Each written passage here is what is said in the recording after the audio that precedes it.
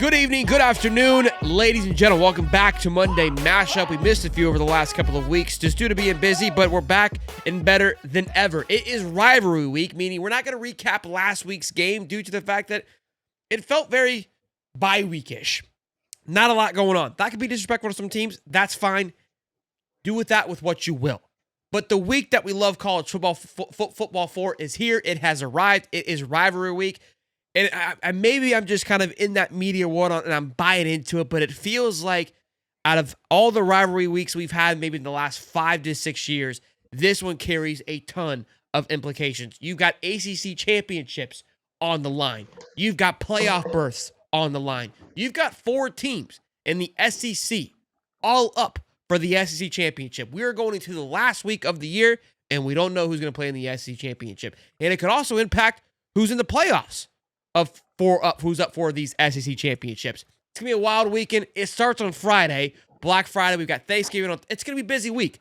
We got to get it in while we can. Let's bring in the boys, Cody the Prof and Cowboy Ty. Guys, I don't, you good, Ty? You good, Ty? I don't know if you were kidnapped or bleeding. Baby. I'm great. I'm concerned. Make sure y'all keep me here today. You know, that's all I'm trying to do here. Just brighten it up a little bit. Okay, he's looking like Dan Lanning after the Penn State win. All right, I'm freaking out a little bit, but he's a little juiced up. I thought maybe he smashed his head through a wall after they kept Mike Norvell. I was worried about our bud there. Exactly. Well, I think he had to keep that velvet ditch that he had laying around all weekend long. He finally kicked her out. Her Uber just got here. She kicked him on the way out. Either one. Yeah. Tough sledding. Yeah, I do have a little bit of blood right here. Hey, are you going to the game Saturday, big fella? I'm trying to go to the tailgate at least. If you guys are going to go tailgate down there, I told Bozeman that I would definitely try to make my way. We're doing a show at Saki Sushi. Yes. All right. Well, let's do that thing because I was going to ask about that. All right. Well, I texted you. You're too big for us now. So. Well, I'm too big. We will be live streaming the show. It will be me and a special guest. Yeah, you're invited to the watch party. There's gonna be another FSU fan, so you could double team Cody. He likes that. Guest. It's not he's not special. Don't do that. It's gonna be Holly. We're not gonna do that. Legend. Okay, you want to be in the box with Bozeman? No. You want to be in the box with Bozeman? No. Yeah. Okay. That's what I thought. Bozeman, if you're listening, it's been a pleasure, buddy. Anyhow, let's talk Norvell for a bit, okay? Because obviously that was announced that he's safe headed into 2026 after losing to NC State on Friday night. And now they go into Florida, which their last road win apparently was 2 years ago against Florida on the road. And I was also at that game. So I'm glad I get to, go back and hopefully I can walk out with a W. Last year I went to Ole Miss at the end of the year. We were able to pull off a massive upset. We are favored headed into this game. We're not going to talk about that game right now, but I do want to talk to you about Norvell. Do you like the fact that they're keeping them? Is it the best decision? Where's your head at, big guy? Keep the chin up. I mean, I don't honestly. Yeah, I know I've been calling for his head, but I don't really. At this point, there's a lot of big names out there. I mean, there's a lot of better jobs out there at the moment. I feel like I don't feel like we would land the best person at the time, even if we were to get rid of him. But I have understood that the kids like him a lot. I understand. They do. They blame themselves. They don't blame it on him. They don't blame any of that. So, but the recruiting standpoint, I'm kind of annoyed with. That's got to get fixed. We're not recruiting. Sperry's looked good. He's going to be the quarterback next year. We'll see where it goes. Everyone wants to get fired right away, or everyone wants to coach right away as soon as you start losing. And I get it. It sucks. But this ain't the 90s anymore. The jobs. Listen, y'all. I know y'all are gonna like this, but these Florida jobs are not 5-tier programs anymore. I'm just telling you, they're just not. I hate to say it, and it is what it is. But this ain't the 90s. This ain't Bobby Bowden. This ain't Spurrier anymore. They're not. They're good jobs. They're not great jobs. And with that, while being great job, you only have what you can choose from. You got to turn it around so you can be them programs. We've had glimpses where each of us have, Florida's been in the top 10, but no consistency over the last year. I mean, you guys, honestly, and not shooting at you or anything, but you haven't won a title since 2008. You've never made the CFP. when it was 4 teams or 12 teams. Florida State hasn't been relevant since their national title run. I mean, we had that 13-0 season, but there was no consistency. 2-10 afterwards. Yeah, I know, but we didn't play any of the star players that played in the NFL. Just so you know, there was 9 guys that were drafted off that team. So play the games, records matter. But once again, so I'm just saying the consistency hasn't been there for these programs like it used to be. We used to know that Florida and Florida State were going to be top 10 programs every single year. That's just not who it is right now. It's not who they are. So you got to accept it, and hopefully we get it turned around, and hopefully he gets it turned around. We don't have this problem, but we'll see what happens. I don't hate your take on that with the parity in college football. It's not a secret to anybody. Obviously, you're seeing all these Texas teams do a lot of great things. A&M, Texas Tech, BYU has been phenomenal. I mean, they've been consistent for the last couple of years now. So I like it for college football, but Florida has. I mean, all the Florida schools have the ability. They just can't seem to get out of their own way. Look, I know where Cody stands on it. Like it's hectic out there right now, but you also don't know what next year holds either. So you're playing. That's what people were like. Oh, we should have got rid of Billy last year. Like it's so much easier to look back and judge because you have no clue what's ahead, what's in store. Who's to say 6 more coaches don't get fired next year? You know what I mean? I mean, Beamer's got to be his lease has got to be short. Kentucky's probably going to be up for grabs next year. Cristobal, if he drops the ball here and looks, I mean, like it could be a rowdy one next year as well. So you're just financially in such a sticky place. I think more so it's just the talent may not be as overwhelming to take the jump right now, more so than the competition. I think is where they're at. And I understand that, but here's the thing: when you have the University of Auburn looking at John Summerall as their number 1 coach, that just shows you how ungreat this coaching search is. They're fighting for with Ole Miss for John Summerall, and I'm not saying he's not a great coach or anything, but let's be honest. I mean, he's kind of a young G5 up and comer. I mean, took over a great Tulane program, was good at Troy, but took over a great Tulane program that's been historically good, ran under Fitz. They had some NIL issues last year where half the team quit on them. I understand that. They got that seemed to be tampered down and ironed out. But it's just not a great coaching search here. There's a couple guys that are kind of looming around looking. But I think FSU's making the smart move and waiting. I don't know what the contract buyout, if it's any easier next year, what that looks like. But I'm just here to tell you, you get a whole nother year tape on some guys that we have questions about. The North Texas guy, a great prospect to be a good head coach one day. You get a whole nother year tape, especially if he gets a big Power 4 job from one of these rotational teams that is looking for a job, looking for a candidate right now. And so it just gives you one more year tape on your coaches. FSU does not want to get into the pickle that they're in now again, right after getting out of one. That's why I think LSU's not going to get Lane Kiffin, because they're not even out of the last pickle that they got themselves in. And I just don't see that happening. But I think FSU for once is doing a good job. And listen, there's a team down south in Miami that is being relevant. Now, I know they have their quirks, and I know Cristobal drops big games when it means it most, but they are consistent in the top 15 every year. They got the best trenches in all of Florida right now, and they are recruiting at a pretty good level. Yeah, I would say they're recruiting at a pretty stellar level. Look, I think, to be honest with you, we talked about it on the show, an assistant hire is not a bad hire. Everyone trying to take advantage of those G5 coaches, but have never experienced Power 5 coach or Power 4 coaching, at all.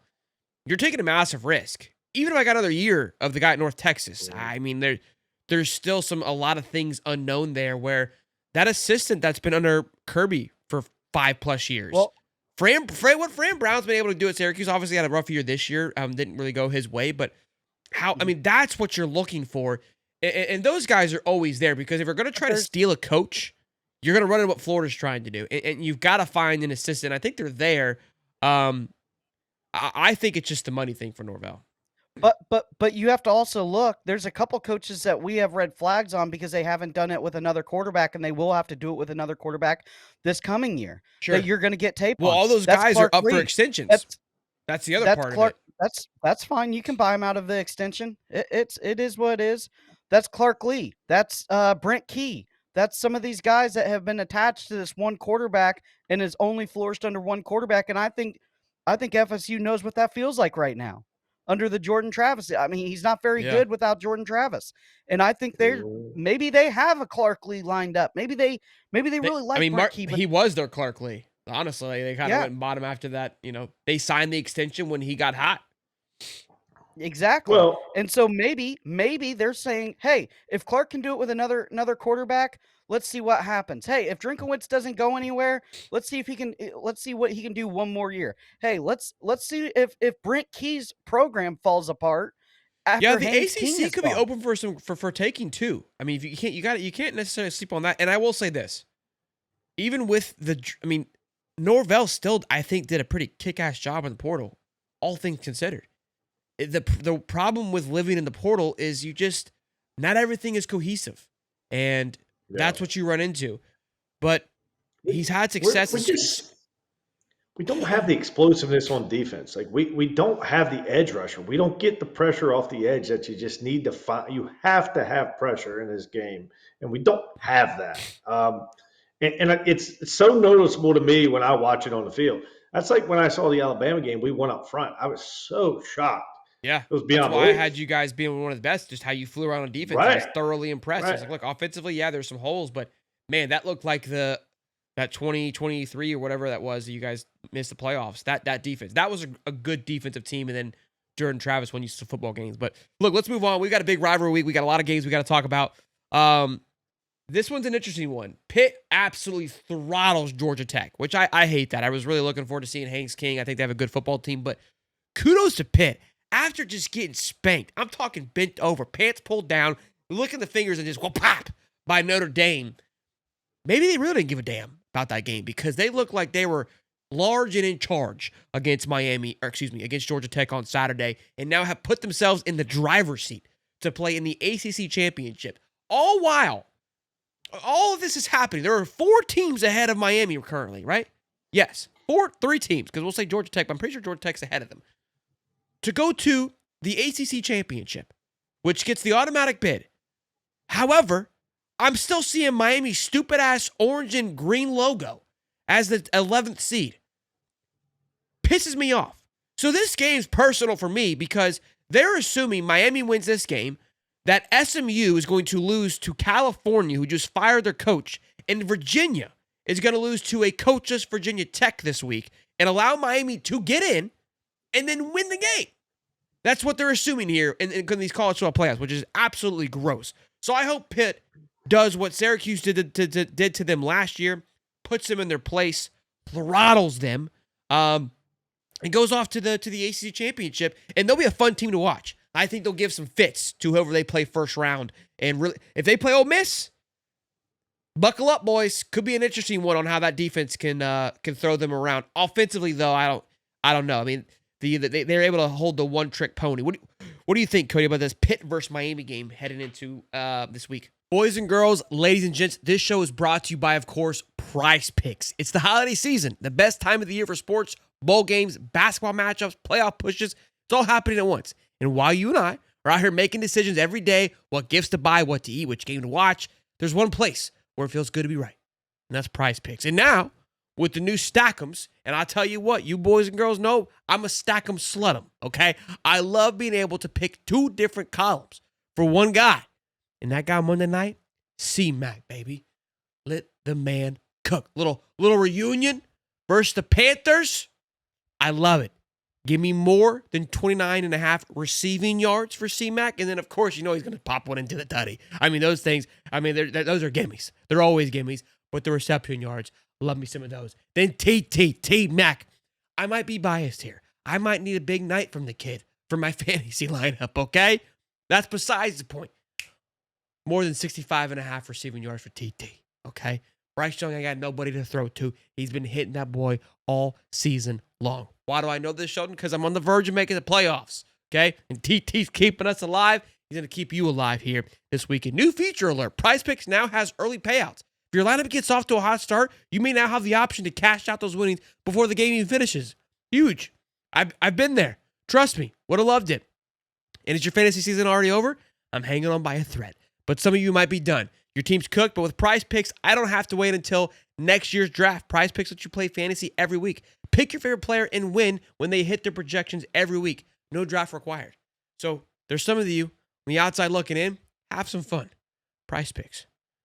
It's good to be right. Download PrizePicks app today. Use the code Hightop to get $50 in lineups after you play your first $5 lineup. That's code Hightop to get $50 in lineups after you play your first $5 lineup. PrizePicks. It's good to be right, baby.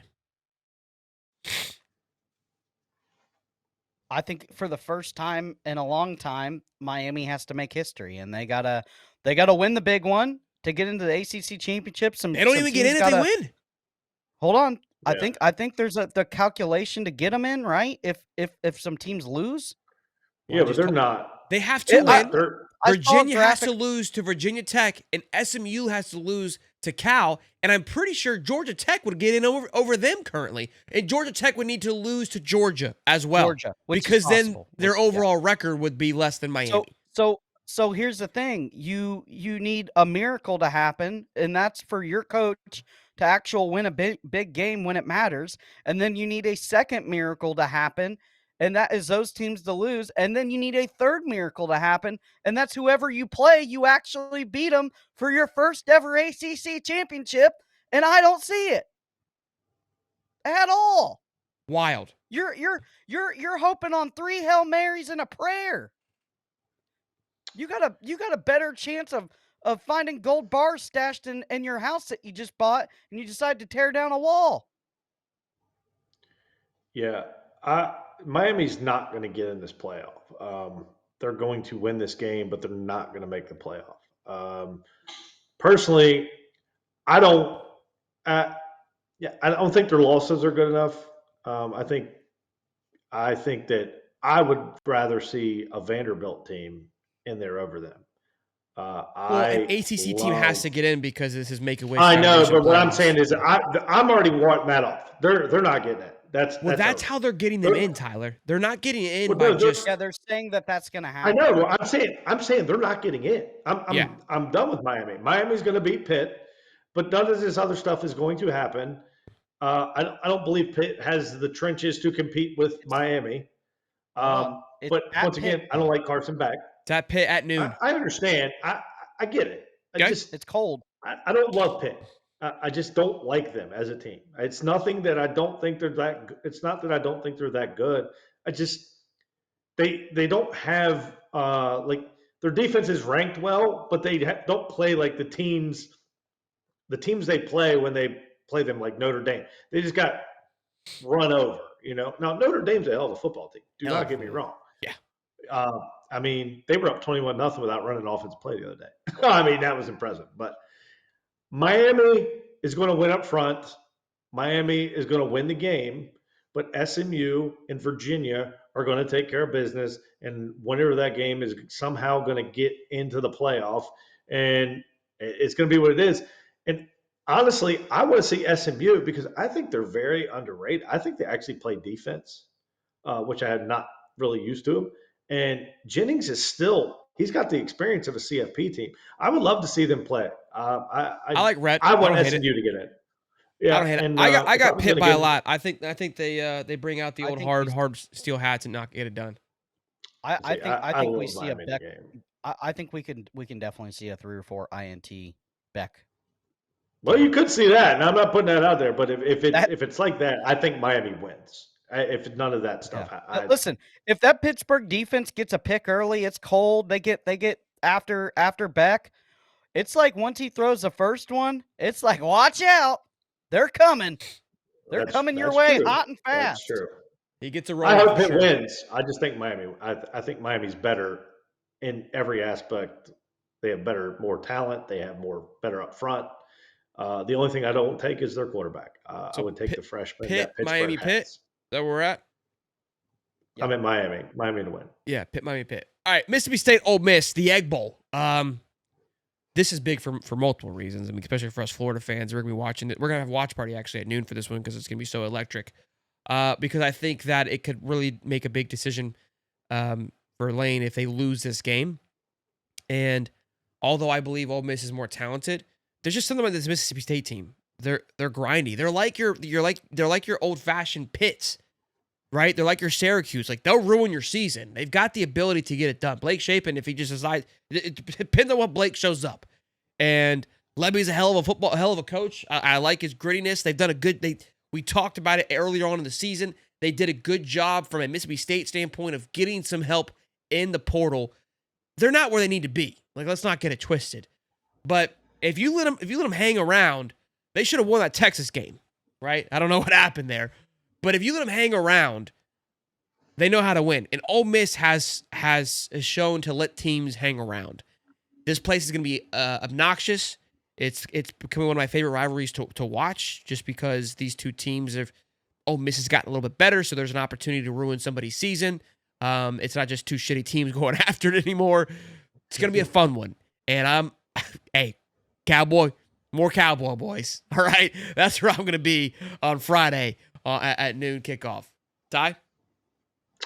Yeah, I know you guys want Ole Miss to lose this game, but that is not going to happen because Ole Miss's offense is too strong and too powerful, and Mississippi State's defense is not good enough to their offense is good enough to score, but their defense is not good enough to stop Ole Miss maybe at any point during this game.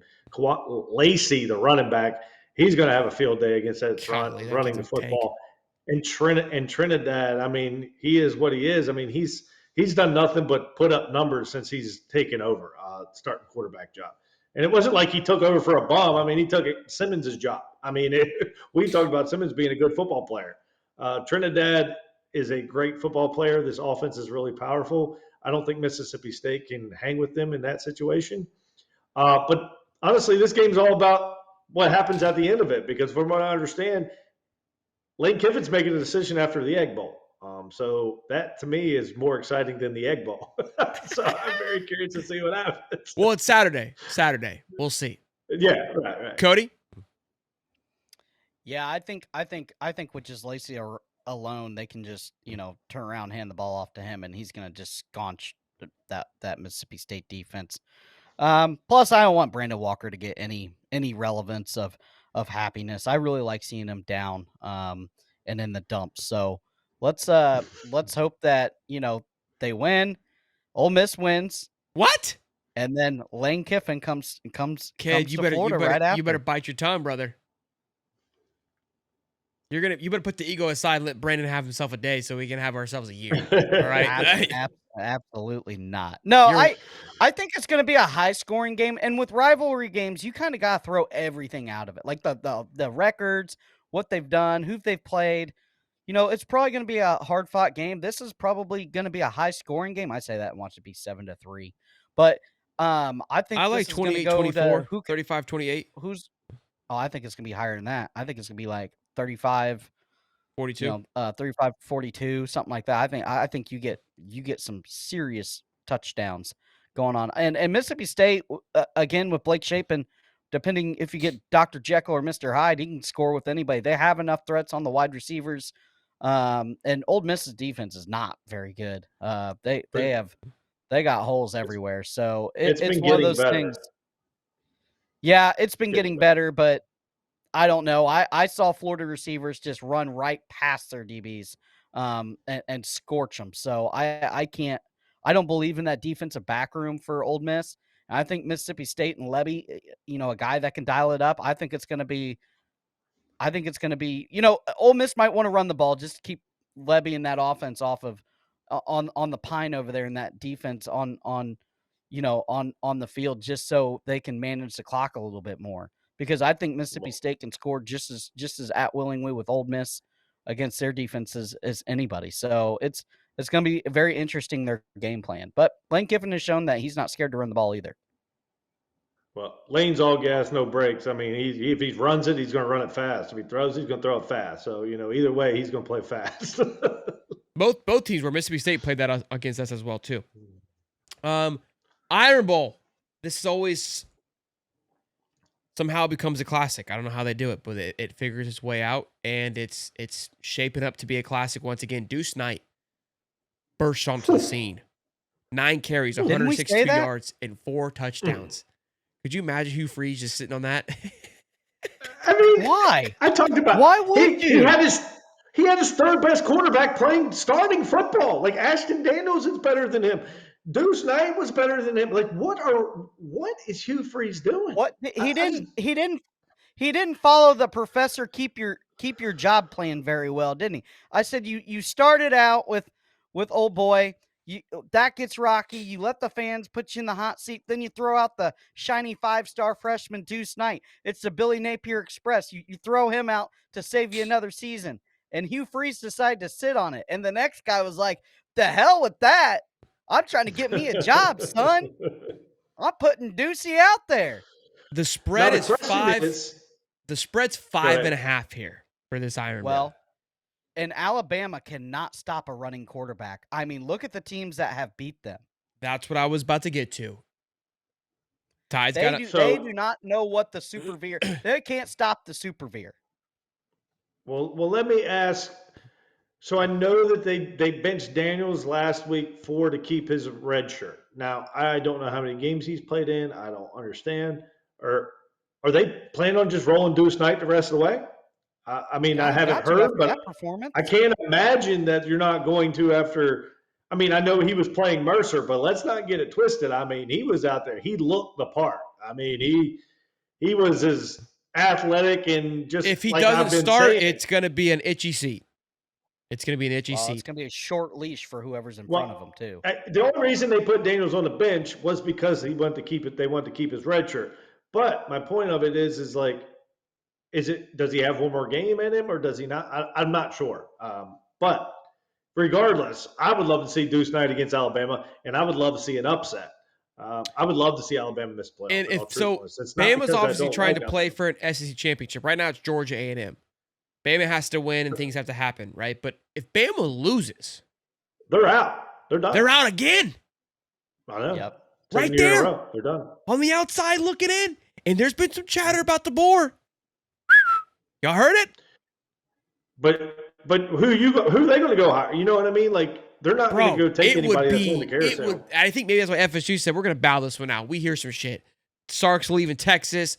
DeBoer could be out. Lincoln wants out of USC. This thing might just be the beginning. All right. And the Iron Bowl could really set this thing off because if old DeBoer, Black Hoodie DeBoer, who's been coaching his ass off all season, drops this one, boy, oh boy.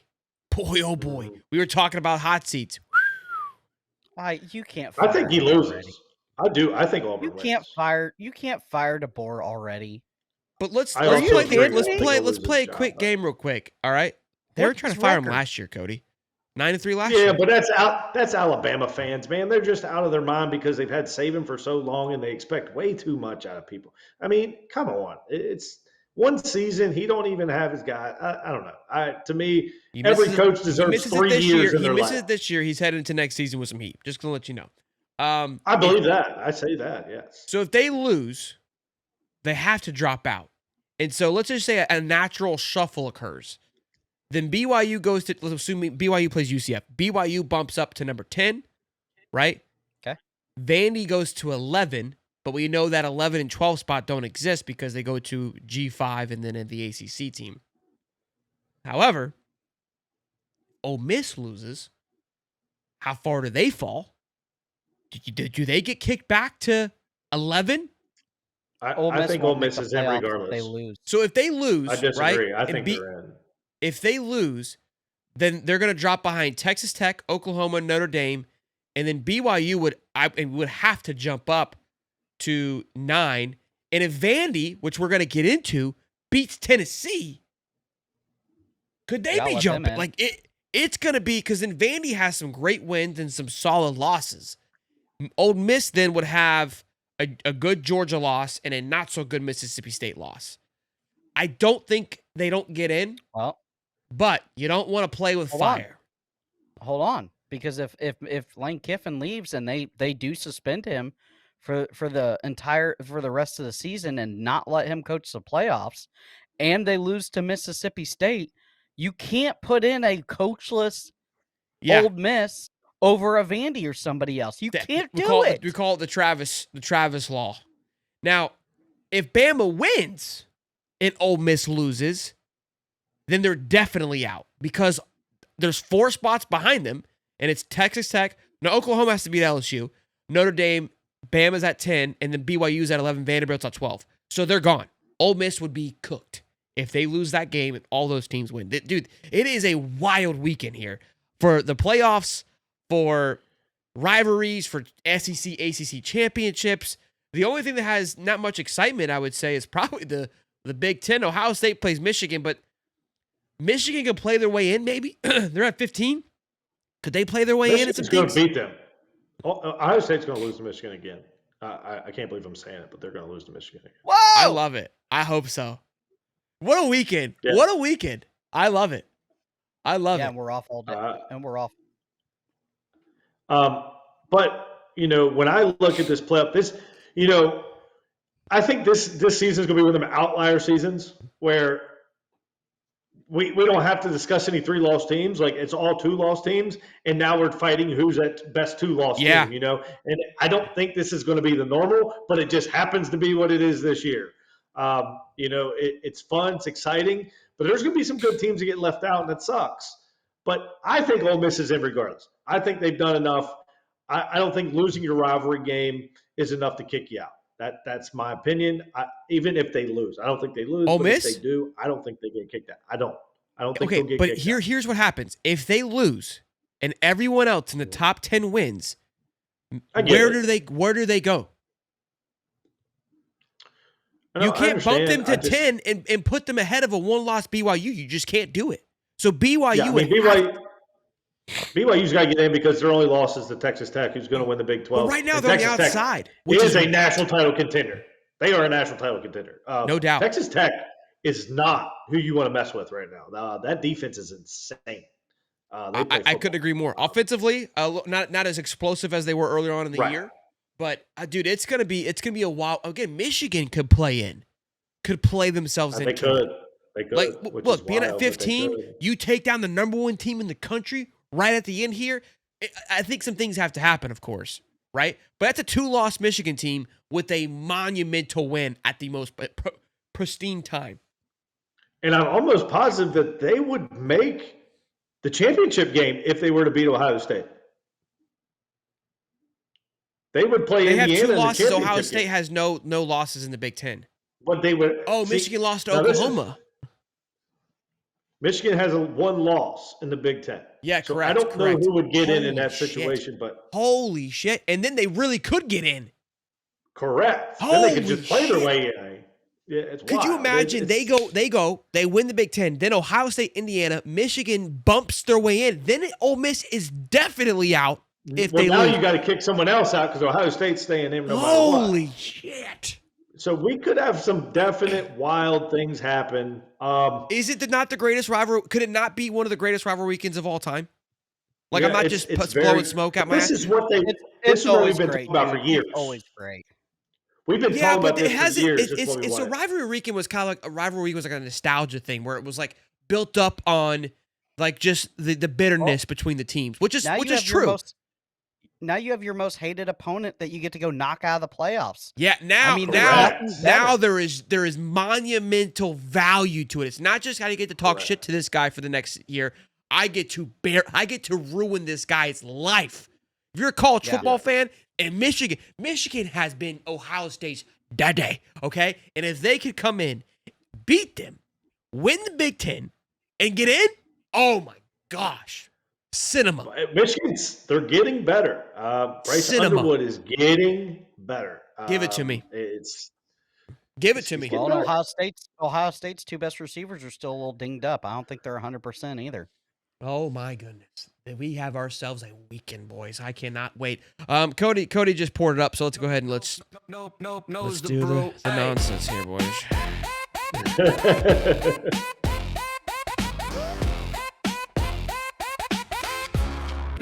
Knows the brew. Professor steps in with the foam in the air, got a brew in his hand and a confident flair. Hop so crisp, yeah, they make you care about the science in the bubbles, man. It's Rare, so rare. Spinning facts like a DJ on the decks. Flavor profiles coming straight from the text. Sip, sip, analyze what's next. Break it all down with respect, no flex. Hightop Sports Beer Review. Pour it up for the crew. Talk to us, Cody. Boy, oh boy, I don't know how to pronounce it. I got it at Total Wine and More for the onesies. It had dust on it. I was kind of worried about it, but it said it's the world's oldest brewery, so we got to rock it one time. And boy, oh boy, it's different. Got like a little clover taste to it. Wine I'm gonna go ahead. Steffinger? Yeah. I don't even know where it's from. But it's pretty good. It's like I think it's like a 6.7, one of these things. Wow. Hey, Okay. had to do it. Throttling these beer reviews. If you were gonna say it's pretty good and it's like the oldest beer, give it an 8.2. I probably would have had to cancel the beer reviews. Like by the bottle alone, it's a 6.2. You know what I mean? Like the bottle doesn't. It is look bad right. labeling. Yeah, the labeling's bad. I judge a book by cover hard. All right. To continue the madness that we were just speaking on, Texas and Texas A&M. A&M has something. I mean, they're in, but they have an opportunity to play in the SEC Championship. There's a lot riding for them here. Marcel Reed has an opportunity to have some highs and moments. I think he's pulled himself out of it personally. I don't think he should win it, but have yourself a game, buddy. Who knows, right? Sell the fans. Texas, they can't get rid of them. 3-loss Texas, correct? They have 3 losses. I'm not crazy, right? Yes, 3-loss Texas is sitting in front of a 1-loss Virginia team. I digress. At 16. They're 1 spot behind Michigan. If they win, there's no way, right? No. There's too many 2-loss good teams in front of them. No, they're never getting in. Yeah. And you got beat by a Florida team that's now 3-8. Right. Yeah. I mean, Arch played his best game last week against Arkansas, but it was Arkansas. I mean, their defense is pretty much non-existent. The team lost to Memphis. I don't know what to say. Like, to me, Texas A&M is going to roll this game. Texas A&M and Arkansas, Arch, you still have problems with your footwork. You still have problems in the pocket. You still have issues finding open receivers. I think Texas A&M gets it done pretty handily in this football game. I don't even think it's going to be a question. I think Marcel Reed has a big day. I think the defense, I think Casapion has a huge day. I think Texas A&M rolls. They go undefeated. They roll right into the SEC championship. Playing who, we don't know, but I think they will make the SEC championship. I don't see Texas putting. I just put it into their little. I love ESPN's little graph here. If they win, they have a 9% chance of making it. 9%. Yeah. That's 9% more than I would give them. Let's do Michigan. Let's do Michigan real quick. Will Michigan win its conference champion? So yes, obviously then yeah, they're in. Okay. Do Miami. Well, what's Miami? They're going to ask me if they play in their national championship. I'll say no. So it's so gross. They win. They wouldn't make the game. Even if they win, we're going to say that they don't make the game. Correct. A they wouldn't make their 39% chance of making it for Miami. They still have 39%. Yeah. That's the variable between all the other teams, yeah. Let's do Ole Miss. You ready? Yep. Mississippi State. 17% chance to make it if they lose. Wow. I told you. Crazy. It's crazy. Boy, Mississippi State's gonna be fired up too to go. That's what I'm saying. And Alabama, we know if they lose, they're out. Like, I mean, there's just no way. I'm curious if Vandy beats 2% chance they make it if they lose. They're done. Yeah, they're cooked. Wow. Who's that? Bama. Who's that? Oh yeah. They're cooked if they lose. There's no getting around it. They got no. They have 3. That would be 3 losses to teams that are winning records. I mean, if Vandy wins, they've got a 51% chance of making it. Well, 2 losses. Sorry. I'm juiced up to see if 50% beats Tennessee. Yeah, if they beat Tennessee. Yeah. Here's what I think, and this is Wow. obviously in this situation. There's going to be some teams that are like close to each other, and it's going to be what they think brings the most pop to it. And Diego Pavia brings it. Uh, he brings the pop, and like people want to see it. Like he's got Heisman potential. So like to me, if Vandy wins, they're going to get in no matter what, and it's because I think they want to put him in there. I think they want to see an exciting football game, and he brings excitement. So to me, when it comes down to those teams, I think you just have to look at what's going to bring the most views, what's going to be the best matchup. Like that's my opinion when it look at it from that bottom standpoint. This is great. So if BYU wins but loses the Big 12 championship, they're probably not going to get in. So, because I want two Big 12 teams in there. So if they win the Big 12 over Texas Tech and BYU would both be in, which would also cause chaos from the other teams that we were just talking about. Well, weren't we told last year that the conference championship wouldn't make a difference, and it didn't?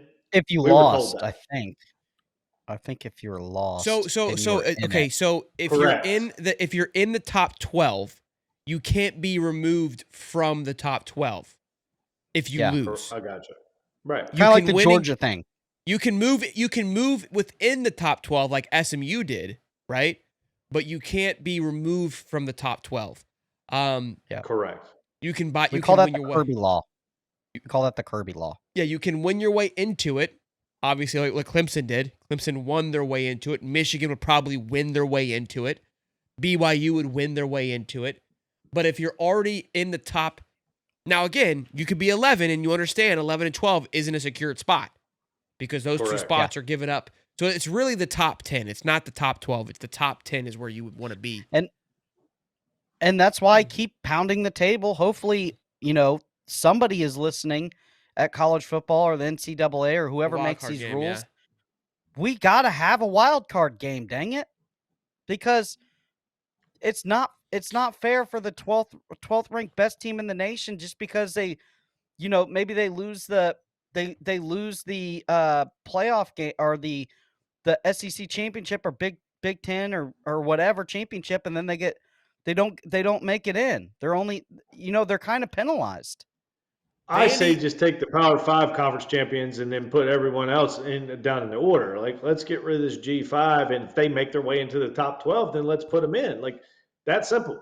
5 highest conference champions ranked. Like, oh, what do But the problem is give them a spot. The G5 probably won't ever be able to get in that top 10, top 12 you're not. Yeah, area. you're giving because right what you just said. You're giving all the conferences a spot. That's what we're doing now. Yeah. I think it's I think it's close to what would be best for all of college football because I think G5 should have a chance to play into the playoffs.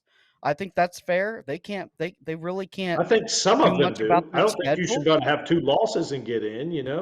And okay, I understand that, but you also have to understand too, like it shouldn't be an auto bid. You should listen. If Tulane or whoever it is goes in and beats, let's say who would they even play? Who's number 12 right now? Vandy. Vandy. Yeah, Vandy. Say Vandy wins out, they stay at 12. You got Tulane versus Vandy. Tulane beats Vandy. That's a good football team. I mean, that's a very good football team in Vandy. So they beat Vandy, they make the playoff. That it should be a one play in for 12 for the 12th spot. The 12th spot should have to play the G5 to get in because the 12th spot already isn't in. So it's kind of a win-win for both. Hey, you go beat the shit out of this G5 team, you're in the playoffs. Hey, if you don't, they're in the playoffs. But then It's a perfect recipe for a great game at a great neutral site. Do it the week of the Army-Navy that's open. We're making the G5 school play extra games against better competition, and I just don't think they that's should fair have them, to. but They that's don't my play opinion. anybody all year, Ty. You're not wrong about that. I don't disagree with any of that statement. Yeah, it's I gonna don't be know. chaos I with just- this G5 because Tulane and North game. Texas play each other, but JMU plays. I mean, they're playing in no man's land. At least the I AAC. respect JMU though. I ain't gonna lie. I respect. Yeah, but at least the AAC has some smoke. I mean, like North Texas played South Florida this year. They played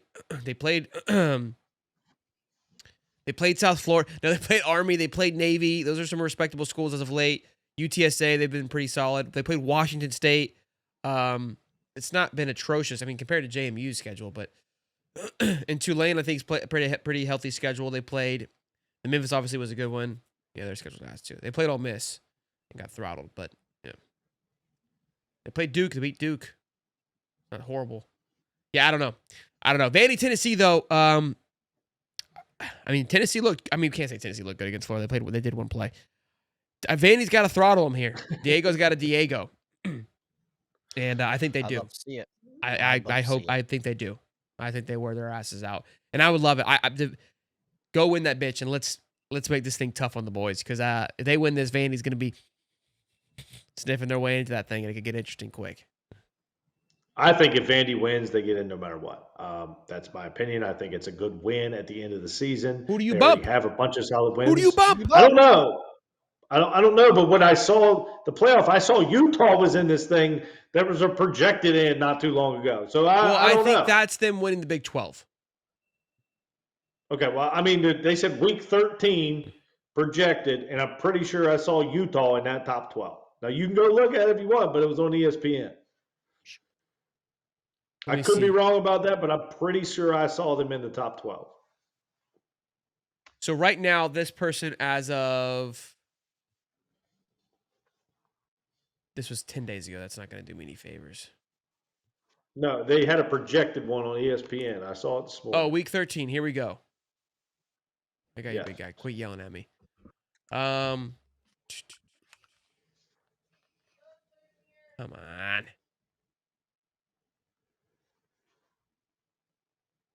So, North Texas at 12, Texas Tech at 5, SMU at 11, Ole Miss at 6, number 10 Alabama, number 7 Oregon, number 9 Notre Dame, and number 8 Oklahoma. So no, Utah doesn't. No, Utah. Okay, maybe I missed something. Okay, maybe I read it wrong. Yeah, because the other 4 teams we know who those are. So there's going to be a lot of chaos. And like I said, I think this year's an outlier. I don't expect this every single year, but this year, do you think my take lives on of that we will never have an undefeated team ever again? There's 3 left. Undefeated and go win the national title, or like have an undefeated season all the way through. I said we'll never have one again. And if by your take,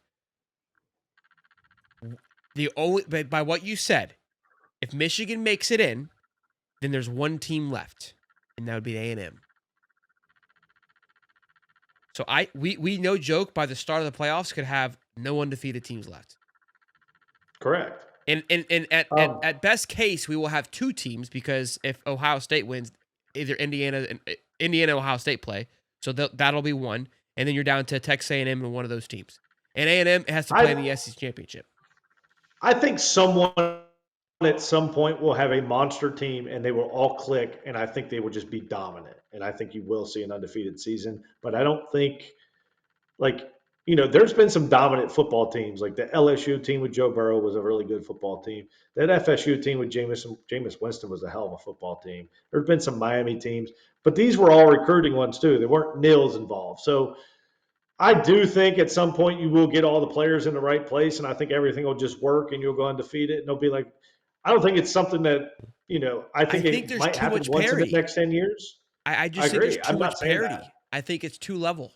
You're not going to have a stocked team anymore. You'll have good teams. You'll have great teams. Right. But you're going to run into where a Michigan can ruin Ohio State Saturday. That's what I feel like. Correct. Yep. I just think that at some point you're going to get all the guys in the right place. They're all going to click. They're all going to gel. And with going to 9 conference matchups across the board, you're going to have too much overlay. Yeah, I don't hate it. I just think at some point it will happen. Great show. Great show. Ty's bleeding stopped. That's always a solid. It's always good. Didn't get it to stop. It took me a while. The last. I mean, you can call it last regular season show, because then we're in the championship week after that. We got a stretch coming up here. We've got, obviously, it's Thanksgiving week, Rivalry week. Then Cody and I are gonna be live all day on Wednesday next week for recruitment day, which could be chaos. given how this coaching thing shakes up. So that could be It's going to be wild, yeah. a recruiting day that has been quiet, I would say, could turn into chaos, which we love chaos here at the show. And if you guys want to hang out with us all day Wednesday, we will be live, rocking, and rolling. I know it's far from now, but these weeks move quick during the holidays, and before you know it, Christmas will be here. So make sure you get your shopping done at hightopsports.com/shop. Get 20% off right now, Black Friday. Go get it. Y'all be good. I'll tell you what, buddy. I want Diego in these playoffs. I want to see Diego in the playoffs. I hope Vandy gets it. I don't disagree. Give it to me. Be safe, boys. Be good. Do it. Peace and love, baby.